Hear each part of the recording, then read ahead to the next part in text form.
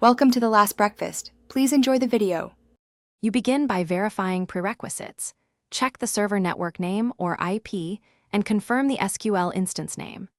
Once those match, make sure TCP/IP is enabled in SQL Server Configuration Manager and the server's firewall allows the SQL port, usually 1433. Use the instance name like server/instance if it's a named instance. If you use SQL authentication, have the username and password ready.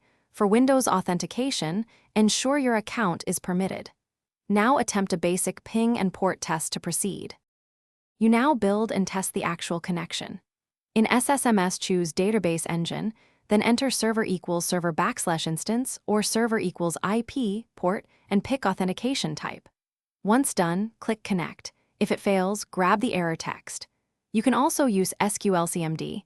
SQLCMD server/instance, you saw P or pass to see raw responses. If DNS or non-standard ports complicate things, create a client alias in SQL Server Client Configuration. That maps a friendly name to the IP. You finish by validating persistent settings and confirming connectivity under real conditions. Once your connection succeeds in SSMS, save the connection or update your app connection string with the confirmed server name and port. Make sure SQL Browser runs for named instances and that any required TLS certificates match the server name. If something goes wrong, check the SQL error log, Windows Event Viewer, and run testnet connection or telnet to the port. One key tip: firewall rules are the most common blocker. Check those first.